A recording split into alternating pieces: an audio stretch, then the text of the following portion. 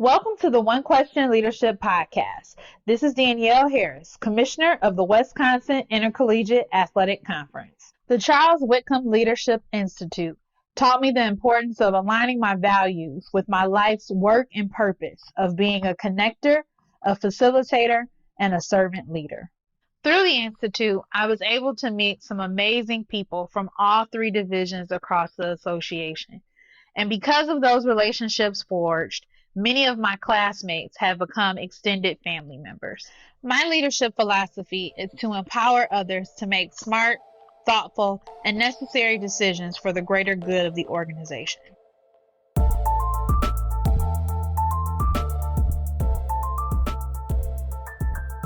Greetings, this is Ty Brown, and welcome to the One Question Leadership Podcast, where we highlight executive and organizational leadership. Be sure to follow us on Twitter and Instagram at 1Q Leadership. I am joined today by Debro. Ann is the Associate General Counsel for Athletics at University of Mississippi. Greetings, Ann. Thanks for joining us. Hi, thanks for asking me to be on. It's an interesting title, interesting position, right? Yeah. Are there other positions like that in college athletics? Very few. Okay. I work for the General Counsel, and there are several Associate General Counsels that have athletics as part of their, I guess you could say, case file or their portfolio of work. Portfolio. On campus, yeah. What was interesting about this position when I applied for it is that I am actually housed in the athletics department at Ole Miss, and there for all of the times that they need an attorney without them having to pick up the phone and call because I'm right down the hallway. Yeah. Oh, that's super interesting. Now, prior to that, you were general counsel on campus. I was general counsel at Alabama A&M University, at HBCU, located in Huntsville, Alabama, which is also my alma mater. Which is excellent. And then prior to that, you were a prosecutor. I was. For 15 years. I worked state and federal courts and had a very varied experience making the transition from prosecution to higher ed. I imagine there's a difference. Oh, there's a huge difference. And I imagine there was a motivation to make that switch from prosecution to higher education. It was. My practice as a prosecutor was mostly focused on white-collar crime, but as part of that, I would prosecute cases that involved a lot of younger people, even though I did have a lot of established individuals that could be prosecuted. But the one thing that I noticed during these times from state and federal court was that education seemed to play a role, more so the lack of education. Okay. A lot of the defendants I saw typically didn't graduate from high school, or if they did, they dropped out of college if they went to college. With both of my parents being educators, I shied away from education, but when I saw this trend growing, it just kind of made me rethink what I was doing and make the transition over to education to see if I could, help in another way. That's interesting. So the motivation to make that transition also probably becomes a major personal evaluation point as you were doing that work. It did. As general counsel. It really did. Tell me about that, evaluating the outcomes personally on campus when you were in that general counsel role. Well, what I loved about being in the general counsel role was, even though I was doing a lot of legal work for the university, I had the opportunity to interact with students. And in interacting with students, you had the opportunity to provide advice and counsel, hopefully show them what they could be in the process. I had several students that would come by when they would graduate, tell me where they were going. When I started teaching the legal ethics class that I taught on campus in our business school, a lot of them really came back to tell me, I'm glad I took your course. It made me really think about what I want to do. And I had one student that actually went to the FBI, and he was really scared about leaving Huntsville and going to an area where there were very few African Americans. And he said, but I just don't know what to do. And I said, you have to step outside your zip code. You have to really push forward and make the life that you want. And it was very rewarding for me when he came back 2 years later to tell me he had managed to make it through his plight, as he called it. And that he was back in Huntsville and able to just really do the work that he wanted to do because he had, pushed forward on that decision based on our talks. Yeah, I find that interesting. I'll tell you why. I don't have the knowledge of the general counsel role but I wonder how much does the general counsel role interact with students on a campus? It doesn't a lot, and it's Right. what I do is very intentional to make sure that I do have an opportunity to reach out to student athletes. What I'm enjoying about my current role is that I'm part of our NIL team. So, as you know, the NCAA allows us to do education for our student athletes. So, I work very closely with compliance, and we do our educational sessions on telling the student athletes about the law, and how they can contact us if they have questions. Okay. I can't provide them legal advice, but I can make sure that they are well aware of what our state law does, and then put them in contact with compliance to make sure that they don't mess up their eligibility. What was the description of the job, right? When Hmm. you were figuring out if you wanted to take it. And then what has the job evolved to since you've been doing it for about a year? So prior to me coming to Ole Miss, they had the job was head compliance officer, associate general counsel. And so um, they decided to split those roles and provide just the opportunity for associate general counsel. And in looking at the description, it was described as working closely with the athletics department, providing legal advice, contracts, different things of that nature. And that's really what I've done. Since NIL is on the scene, I also, as I said, work with compliance. So that's an added benefit that I didn't have at my previous position. But the role that I play is very similar to what I did as general counsel, in that I review contracts, provide advice, sit with the leadership team, and I'm present to make sure that when they want to make a decision, they can pick up the phone and I'm right there, versus having to get on someone's schedule Yeah, and make, like, can we do this? So, that's interesting because that sounds like what compliance has done in the past, right? yeah, well, it's still Yeah, compliance, it's still present. It's just that legal, sometimes you have that legal question that you just need which answered. is a And, major thing. and you really want to answer right then, because, hey, this is athletics. We need to move. We need to Yeah, do what we have to do. So it's very good being able to be there and be a sounding board and be an advocate yeah. for them. Talk about that pace, the urgency of athletics, right? It is a very fast-paced, Hmm. fast-moving, and just being prepared for what comes next, because you never know what's around the corner. You just really have to just be in the moment, as I see it.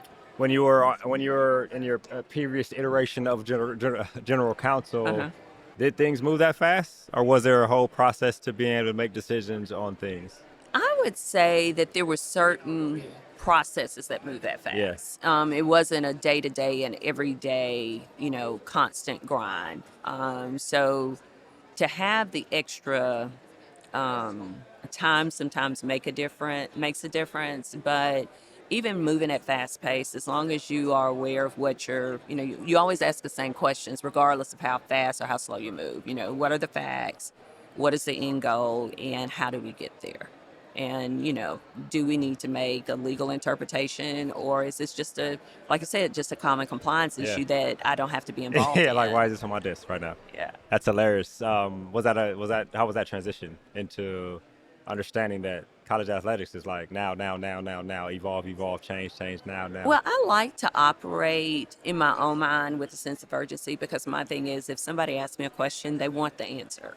So the sense of urgency has not really created a Okay, problem for me in that excellent. respect, because when I ask a question, I want to answer right then Yeah, too. So exactly. I just really try to make sure that I, provide the right information and able to respond in a manner that's, I guess you could say, that coincides with the request. Yeah, which is important. Let's talk about an HBCU PWI, Okay. right? SEC The football, SWAC. kind of, yeah, the SWAC, right? Yeah. Driver for college athletics is football in terms of revenue, Right. right? But the student athlete experience is important no matter what sport someone plays.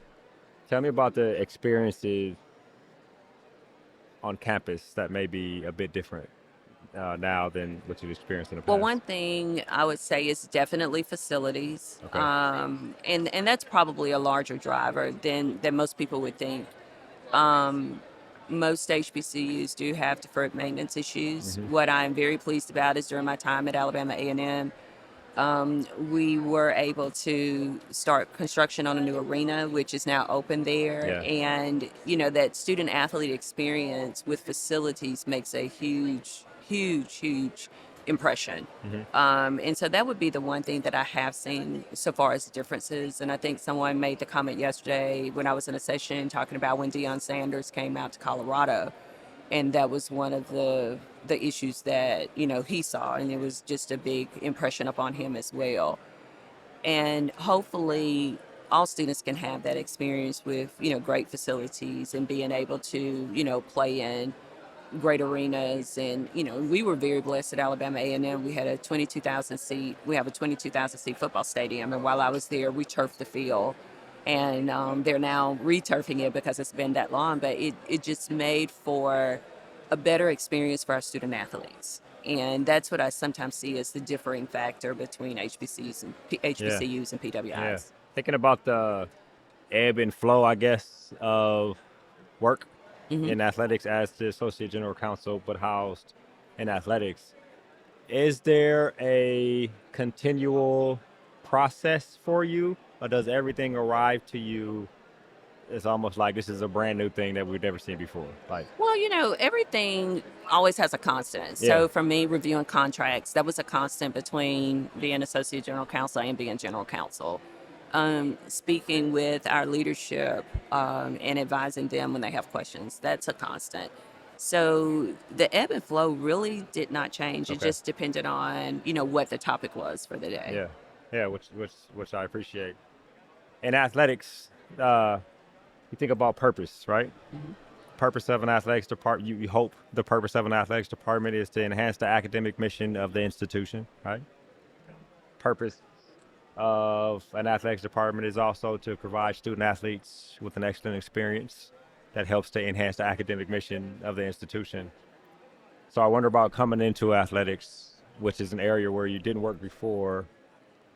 How do you feel like your role is really doing that, and how does that affect you personally? You mentioned being in Alabama and students coming back to you after they dealt with you, but now directly with student athletes, like this is almost there's not as many layers when you're housed in athletics department. No, it's between not you. that many layers, but I'm still getting to know the student athletes, Yeah. still finding my path and what does that look like for them. I do my job every day, and like I said, we are in the NIL space, so I do try to make my door open, that if they have an NIL question and it's something that I can answer for them, or at least direct them in the correct way or where they need to go. That's always my goal. Yeah. Is to be that resource and to be there and to let them know that I'm there. Yeah. Have you found something challenging Oh that you wow. can talk about? I was going to say most of my challenges, they're not where I can discuss Oh, them. okay. But just sometimes being in the space and having the opportunities to provide advice and counsel, Yeah. it just makes for, I think, a different relationship when it comes to working with my counterparts. Is there an aspect of a network around the country? You think about somebody who is a compliance officer, somebody who is a deputy over internal, somebody who's doing these things where they have counterparts around the country where it's easy to call. Hmm. Have you tapped into that network of people who, like you mentioned when we first started talking, there are general counsels or associate general counsels on campuses that have sports as part of their portfolio. Hmm. Have you tapped into that for any type of, just guidance and working with athletics? Oh, Or absolutely. You can't operate on an island, so you have to have people that are there to assist you. And I do have colleagues that are very willing to assist those that have been working with athletics a longer period of time that I have.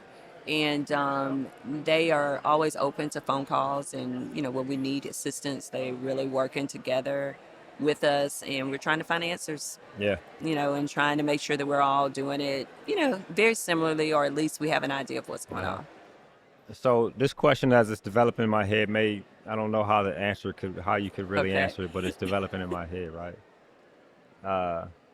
When you are like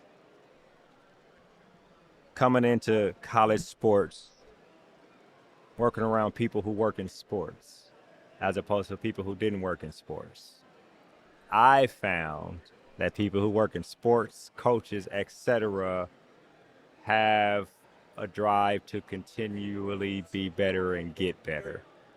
I've also found that people that don't work in sports, the percentage is not as high of people who want to get better and get better. Some people are content with how they are. Is there a way for you to answer that question to tell me that now you work in sports, you are around a whole bunch of overachievers that are constantly trying to get better, right? Well, Without contrasting to who you used to work with, right? You know what I mean? Well, I think it's a personal thing. I don't necessarily think it's a work in sport or don't work in sport. And I say that to say I grew up around sports. Right. So I understand the tenor, the tone, the expectation. And when I got to Ole Miss, that was my tenor and tone because I knew what the expectation was.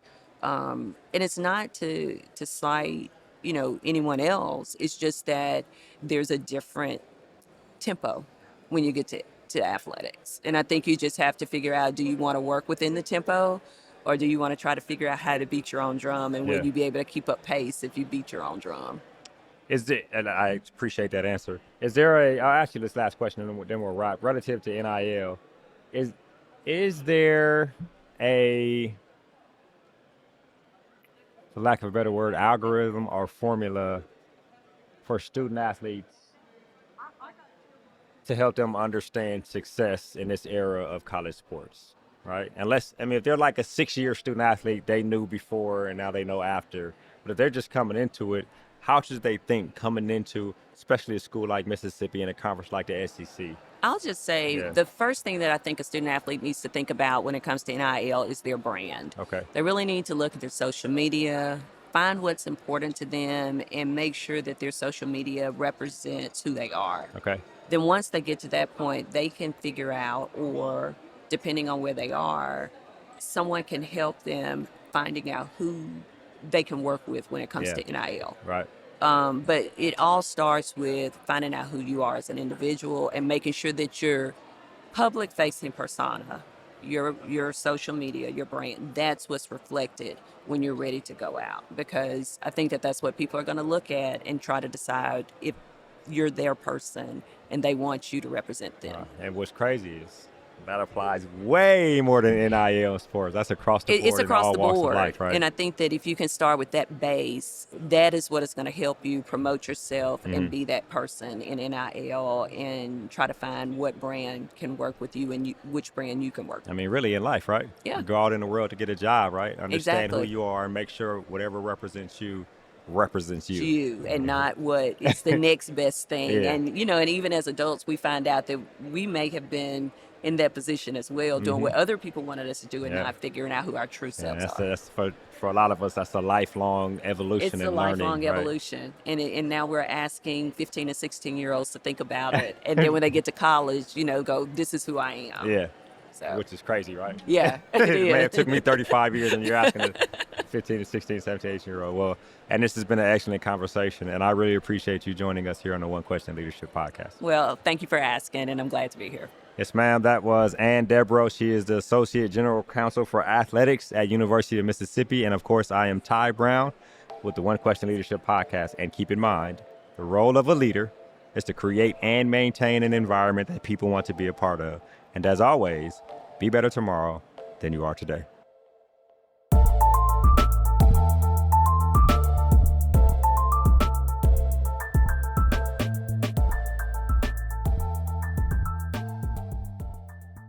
This episode of the One Question Leadership Podcast is produced by Spades Media Group, solving problems using creative leadership.